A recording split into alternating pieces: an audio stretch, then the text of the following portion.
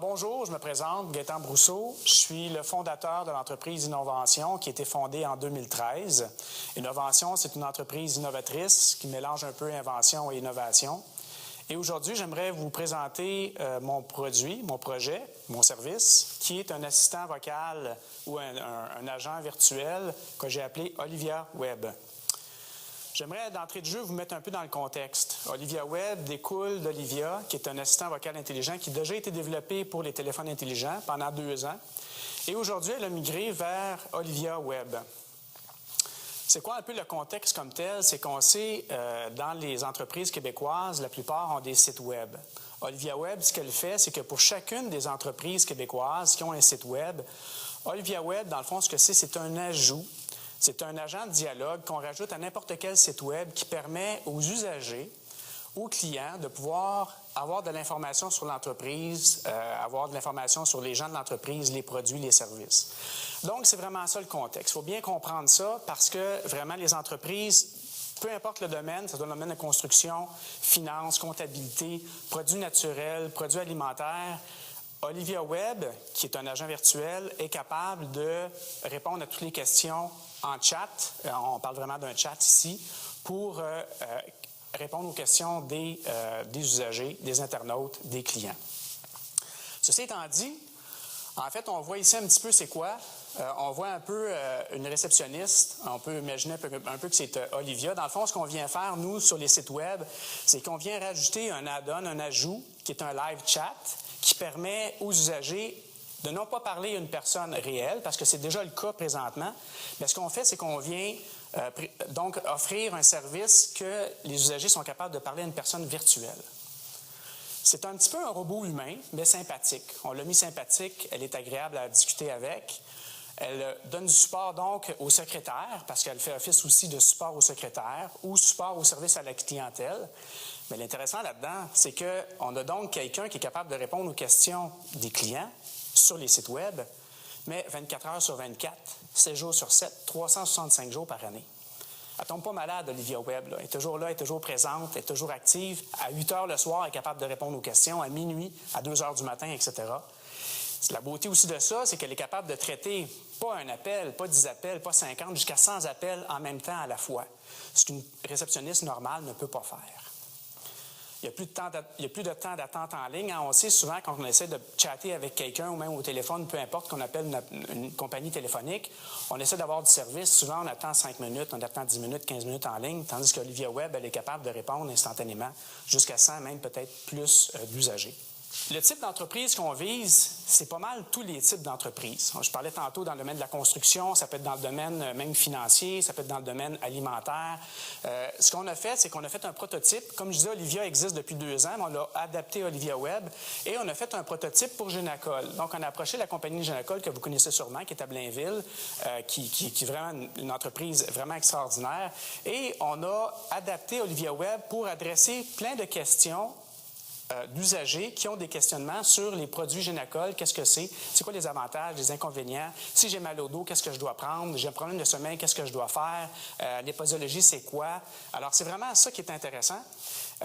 Et puis, un petit peu rentrer dans le détail un peu les caractéristiques d'Olivia. Qu'est-ce qu'elle peut faire? Bien, elle peut répondre aux questions sur l'entreprise. En ce moment, elle est capable d'environ répondre à 75 % des questions. La même chose sur des questions sur les gens de l'entreprise qui s'occupent du service à la clientèle. Les ressources humaines, je vais envoyer mon CV, qui s'occupe de ça? Donc, elle est capable de répondre à une multitude de questions, même des questions particulières. Est-ce que vous êtes en promotion? Est-ce que vous faites des ventes bientôt? Les distributeurs sont où? Vos magasins sont où? Est-ce qu'il y en a un proche de chez moi? Et aussi, qu'est-ce qui est vraiment intéressant, c'est qu'elle fait du multilingue. Elle est capable de parler en français, en anglais, mais aussi en espagnol. Souvent, ce que la secrétaire normale, l'espagnol, ne connaît pas ça. Elle dit « Attendez, vous chattez avec moi sur le site Web, je vous transfère Olivia qui va être capable de vous répondre en espagnol. » Donc, vraiment un avantage intéressant pour les entreprises du Québec. Elle est capable de traiter les appels, donc elle est capable de faire les filtrages d'appels comme une secrétaire. Des fois, il y a des gens qui veulent avoir de l'information ou devoir une connexion avec, ils veulent postuler pour un poste. Mais souvent, les secrétaires vont faire un filtrage d'appels. La même chose qu'Olivia peut faire. Elle peut faire une prise de commande. Elle peut gérer les plaintes aussi. Quelqu'un qui se plaint est capable de gérer la plainte, la prendre en note, les coordonnées de la personne. Oui, pas de problème, on prend votre plainte en note. Est-ce que c'est c'est urgent? Oui. Et à ce moment-là, on est capable d'envoyer un courriel ou un SMS à la personne concernée dans le département.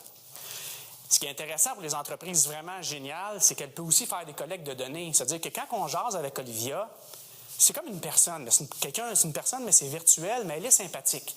Puis à travers les questions, ou à travers les réponses que vous donnez, à travers les questions, elle est capable de vous demander, vous avez mal au dos depuis quand? Est-ce que vous prenez des produits? À quel endroit vous avez mal? Quel est votre âge? Donc, elle est capable de collecter des données pour aider par la suite les entreprises, comme Génacol, par exemple, à mieux servir leurs clients par la suite. J'ai une question parce que tu parlais des entreprises québécoises. Est-ce qu'elle répond autant en français qu'en anglais ou c'est juste par... elle est bilingue? Elle est trilingue. Elle peut parler anglais, français, anglais, espagnol, puis même on est en train de regarder même allemand où on est capable de même aller plus loin que ça. Moi, j'avais cette préoccupation-là. Judith Anne, tes questions? Pour ce cher monsieur. Moi, bravo, c'est un super beau produit. D'ailleurs, on l'avait vu il y a quelques années à son balbutiement, au tout début. Alors, hein, on s'en souvient. Maintenant, par rapport à votre plan de travail et plan d'affaires pour les prochaines années, là, vous voyez ça comment là, par rapport à Olivia et son développement? Est-ce que vous êtes en mesure de nous partager des statistiques, etc., là, sur ce que vous pouvez... Les tendances québécoises, vers où on s'en va? OK. Bien, les tendances, on le sait au Québec, puis on le sait à travers le monde, les gens s'en vont de plus en plus vers des achats en ligne. Et là, ça devient intéressant parce qu'on sait qu'il y a, dans les entreprises québécoises, il y a à peu près 50 qui ont un site Web, puis qui offrent aussi des achats en ligne, mais ça s'en vient, mais il faut que ça grossisse parce que les gens s'en vont vers ça. Et Olivier vient comme supporter l'aide en ligne, si on veut, là, pour vraiment répondre aux questions. Parce que, en fait, une chose que je voudrais vous mentionner par rapport à ça, puis je pense que c'est important, c'est qu'on voit ici un graphique de la consommation des Québécois au Québec. Puis si on regarde, les Québécois, il y a 25 des Québécois qui achètent au Québec, puis il y a 75 des Québécois qui achètent hors Québec. Ça veut dire qu'on perd beaucoup d'argent au Québec, les entreprises perdent de l'argent au Québec en taxes. Qui est perdu complètement. OK, donc dans un marché virtuel, toujours d'achat en ligne. D'achat en ligne, n'oubliez pas, Olivia ne fait pas juste ça. Olivia est capable de faire office de secrétaire. Oui, tout à fait. C'est bon, et tout ça. Mais où ça devient intéressant, c'est qu'on peut se poser la question, mais pourquoi les gens achètent hors Québec? Les statistiques nous montrent que, facteur ayant dissuadé les Québécois d'effectuer un achat, et la raison numéro 1 à 30 c'est qu'il n'y a pas de soutien aux clients ou de possibilité de parler à quelqu'un. Ça veut dire que quelqu'un, à 8 heures le soir, veut acheter un produit, s'interroge sur un produit, veut l'acheter, a des questions, a des interrogations. Mais là, Olivia Web est toujours up and running, est capable de répondre à ces interrogations-là. Et la personne dit, bien oui, c'est justement ce que je voulais savoir, la différence entre les produits, ça exactement, à quel niveau ça joue. Bien oui, j'ai ma réponse, fais l'achat en ligne. J'ai une dernière question. Moi, mon but, c'est d'aider les entreprises aussi à augmenter le nombre de ventes, à être plus visible, à meilleur service à la clientèle, puis d'avoir une portion au Québec là, qui est un peu plus grande. Sa fiabilité.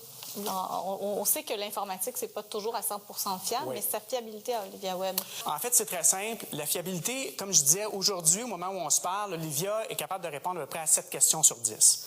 Au moment où elle se rend compte qu'elle n'est pas capable de répondre, c'est très simple pour elle. Elle dit, écoutez, elle dit ça dépasse le cadre de mes connaissances. Je connais la personne qui peut vous répondre mieux. Est-ce que je peux avoir vos coordonnées, votre adresse courriel, puis je vous mets en contact?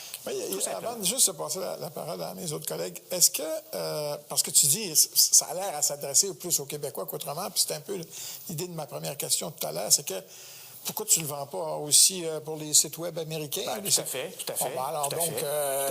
La réponse, tu as la réponse à la question. Les gens pourront donc magasiner aux États-Unis grâce à Olivia. Oui, mais je vais essayer de favoriser quand même, parce qu'à la base, Olivia a été fabriquée pour les Québécois.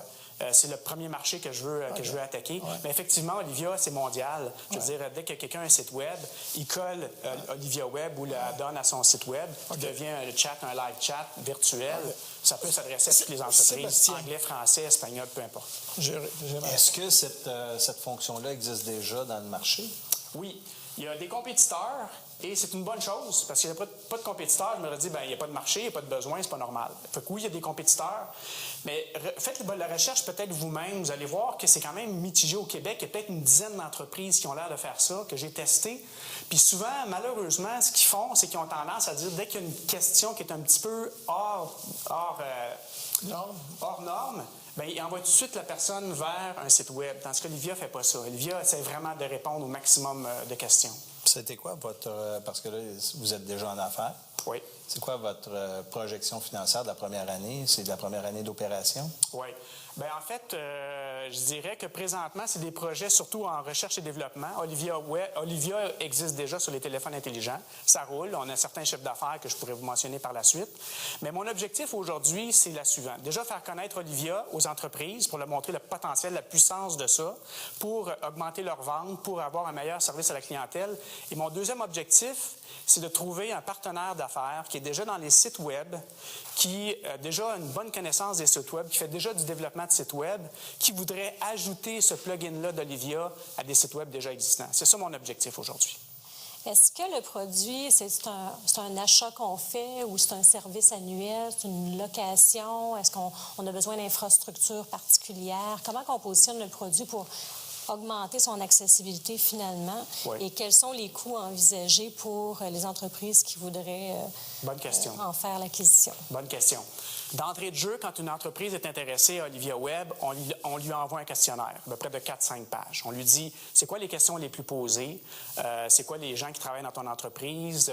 Quelle extension ils sont? Qu'est-ce qu'ils font? Leur courriel et tout ça. Fait que donc, on vient chercher le pouls de l'entreprise parce qu'on sait, 80% du temps, c'est toujours les mêmes questions qui reviennent. Puis les gens le savent. Au service à la clientèle, ils répondent pratiquement toujours aux mêmes questions. Fait que c'est vraiment à ce niveau-là que d'entrée de jeu avec l'entreprise, ça se fait comme ça. Par la suite, ce qu'on fait, c'est qu'on vient rajouter ce plugin-là à un site web déjà existant. Et les coûts, souvent, pour implémenter ça au départ, c'est à peu près entre 500 et 800 $, tout dépendant de la complexité. Puis par la suite, on charge quelque chose comme une soixantaine de dollars par mois qui est recurring pour faire la maintenance puis pour continuer à offrir Olivia à même le site web des entreprises. André-Pierre? Moi, oui, c'est parfait pour le produit. On a parlé de la compétition, on a parlé de la mise en marché.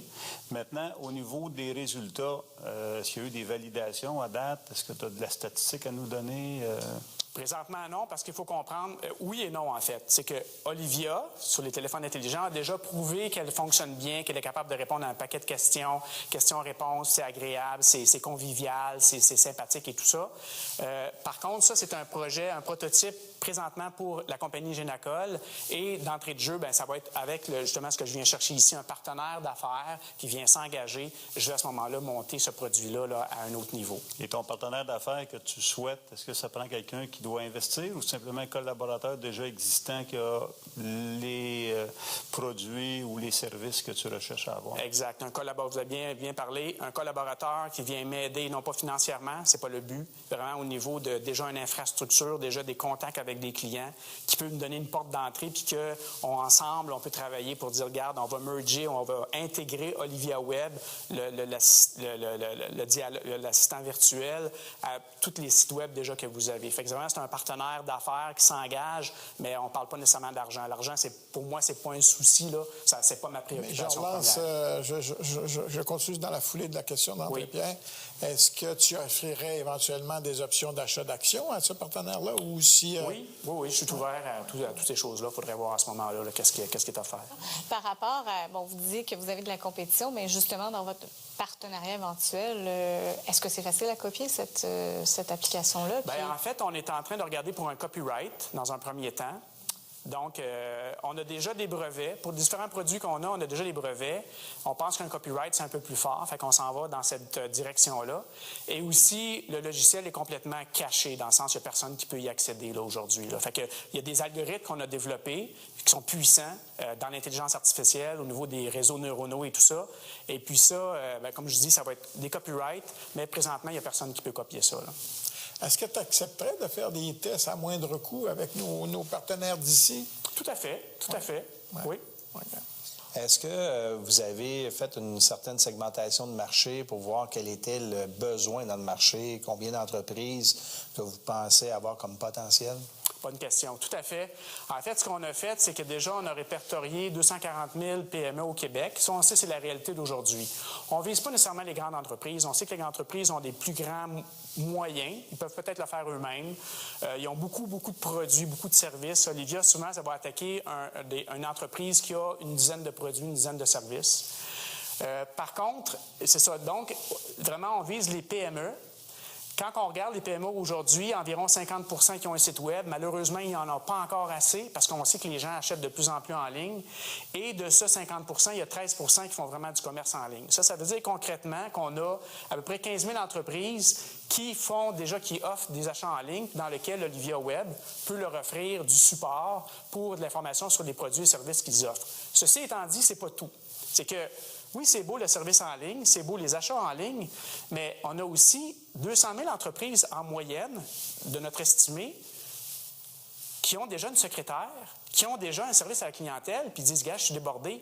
À 6 heures le soir, moi, il n'y a plus personne. Qui va répondre aux questions? Ma personne ou ma secrétaire est partie en pause café. Il n'y a personne qui répond aux questions. Bien, Olivia prend la relève. Olivia Web prend la relève. Alors, c'est ça un peu le marché. Ce n'est pas juste au niveau des achats en ligne, mais c'est aussi des gens qui arrivent sur le site Web, qui regardent un produit, qui ont des informations, qui ont des questionnements. Puis, à ce moment-là, bien, des fois, le service à la clientèle n'est pas disponible, mais automatiquement, on est capable de basculer vers Olivia Web qui peut répondre à une multitude de questions. Je ne sais pas si... Oui. Question? Oui. Est-ce qu'on peut segmenter ou élargir un petit peu la portée d'Olivia Web? C'est-à-dire que là, ce que je comprends, c'est que c'est davantage pour les gens qui vont sur les sites Web, les consommateurs ou les distributeurs potentiels. Mais est-ce que les gens à l'interne ou les distributeurs actuels qui ont des questions plus pointues pourraient bénéficier de cet outil-là ou ça devient un petit peu trop complexe de par la nature des diverses questions là, qui pourraient...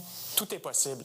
Tout est possible dans le sens où l'intelligence artificielle aujourd'hui est rendue assez évoluée pour être capable de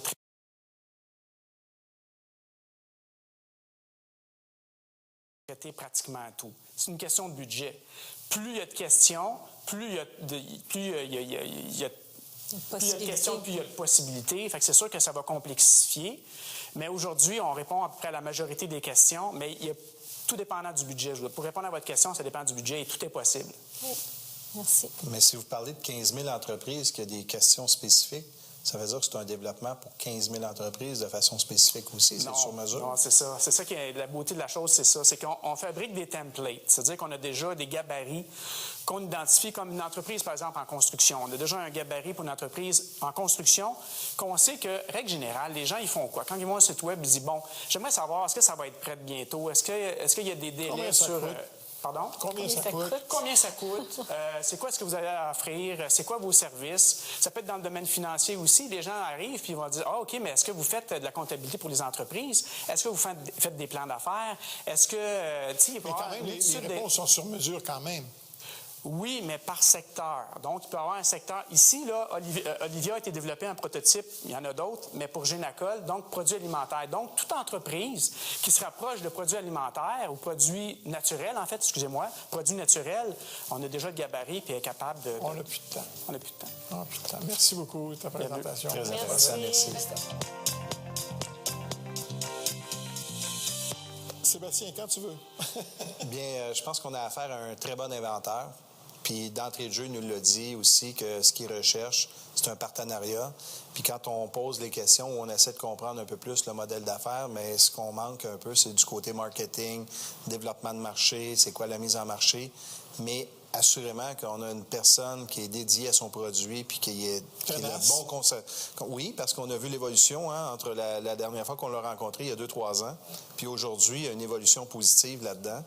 Mais je crois, d'après moi, sa réussite, ça va être de s'associer avec quelqu'un qui est un leader dans les sites Web de petites entreprises, parce qu'il s'adresse vraiment à la petite entreprise. La très grande entreprise, je pense que le système devient assez complexe, puis il risque de peut-être passer beaucoup de temps à faire du développement pour une seule et unique entreprise, alors qu'il y a beaucoup de petites entreprises qui sont dans, il disait, dans les secteurs template. Je pense que c'est ça qui est la force, qui serait la force pour lui de développement futur dans son entreprise, de s'associer avec quelqu'un de développement de site Web ou essayer de trouver une amalgame avec ce qu'on voit un peu dans le marché, là, où on développe des sites Web pour la vente en ligne, assez bas prix, que le gouvernement a injecté des sommes pour aider les petites entreprises à développer des sites Web pour mettre en valeur leurs produits. Peut-être qu'il pourrait un peu après ce exactement, service-là. avec ce programme-là, entre autres, ou des entreprises dans le domaine. Oui, bonne idée. Audrey? C'est un produit intéressant. Oui.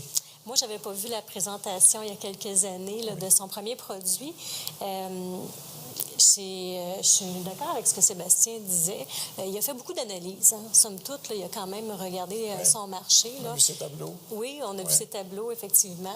Je ne sais pas, et je trouve qu'il c'est très limitatif parce qu'il veut vraiment s'adresser au marché du Québec. Je trouve que c'est limitatif de rechercher un partenariat avec une seule entreprise qui développe des sites Web. Ça peut être un bon départ, mais il faudrait juste faire attention pour ne pas avoir une entente ou un partenariat à très long terme parce qu'à un moment donné, il va se couper l'herbe sous le pied. Puis là, il y a peut-être d'autres entreprises qui vont Surtout s'il va prendre aller un peu international, d'avance. par exemple, il prend une entreprise québécoise, un partenaire québécois, alors que peut-être des entreprises qui sont déjà mondialisées puis qui pourraient le faire connaître. Aussi, ou plusieurs partenaires, plusieurs créateurs de sites Web. Mais de commencer avec un partenaire, je trouve ça bon.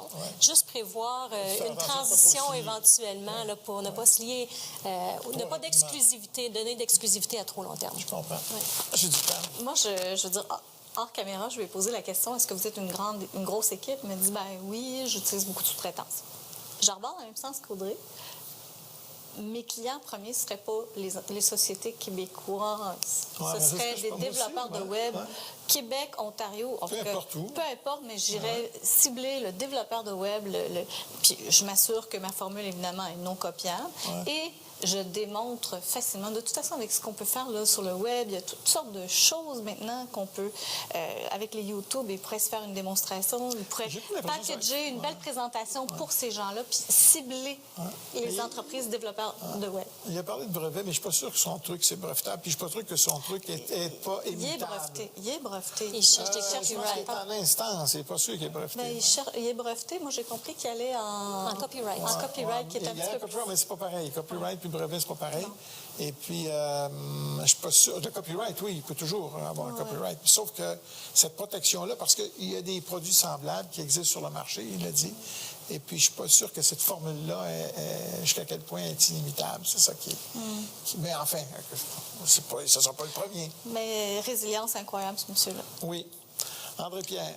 Dans cette ordre d'idée-là, justement, je vais prendre la relève là-dessus, c'est que son projet est quand même bien avancé. Il a su le faire évoluer. À mon avis, il a même appris de l'expérience qu'il avait passée il y a quelques années quand il était venu et aussi de ce qu'il a exécuté. Mais malgré qu'il ne peut pas devenir les deux mondiales en arrivant sur le marché, c'est impossible. Il faut qu'il parte en quelque part. Donc, s'associer avec plusieurs développeurs de sites Web, participer à une session de brainstorming ou je ne sais pas quoi dans le domaine du marketing et trouver le filon pour préciser son modèle d'affaires. Et après ça aussi, penser à chiffrer ça et faire en sorte que le modèle soit payant aussi, qu'il puisse en vivre. C'est super important pour lui. Et à partir de ce moment-là, ce qui est intéressant aujourd'hui, c'est qu'on a un entrepreneur qui ne cherche pas de l'argent, qui n'a pas besoin de ça pour vivre, il y a un autre emploi. Alors, partant de là, c'est vraiment la passion qui va l'animer. Puis d'ici 3 ans, il peut devenir celui qui sera l'incontournable. Peut-être pas à travers le monde, mais en tout cas à travers un certain marché. Et ça reste à être précisé, mais il est dans la bonne voie. Merci. Mon Dieu, juste du bien. Je pense qu'ils sont capables de bien focusser, de bien cibler aussi les bonnes questions. Mais mon but, c'était vraiment de pouvoir... le but, c'est vraiment de pouvoir aider les entreprises au Québec là, à déjà offrir un meilleur service à la clientèle, d'augmenter leurs ventes. Et j'espère qu'à travers la présentation, là, j'ai réussi à faire ça avec l'agent virtuel Olivia Web d'Innovation. Bien, pour la suite, moi, je suis à la recherche d'un partenaire d'affaires qui veut s'engager, qui a déjà des connaissances, qui a déjà des contacts, qui a déjà en fait, son entreprise déjà dans les sites Web, dans lesquels on va être capable d'intégrer Olivia Web là, directement sur leur site Web pour faire le dialogue virtuel avec les clients des entreprises. C'est ce qui conclut ce rendez-vous entrepreneurial pour aujourd'hui. La semaine prochaine, 2 autres entreprises présenteront leurs projets et tenteront de se tailler une place en finale. Durant la saison, vous pourrez revoir les émissions en tout temps au www.tvbl.ca ou sur le Facebook de TVBL. Soyez des nôtres la semaine prochaine pour une autre émission de Carrefour Capital, Quand l'argent parle. N'oubliez pas, si vous recherchez du capital de risque pour votre projet, inscrivez-vous sur la plateforme www.carrefour-capital.com. C'est gratuit.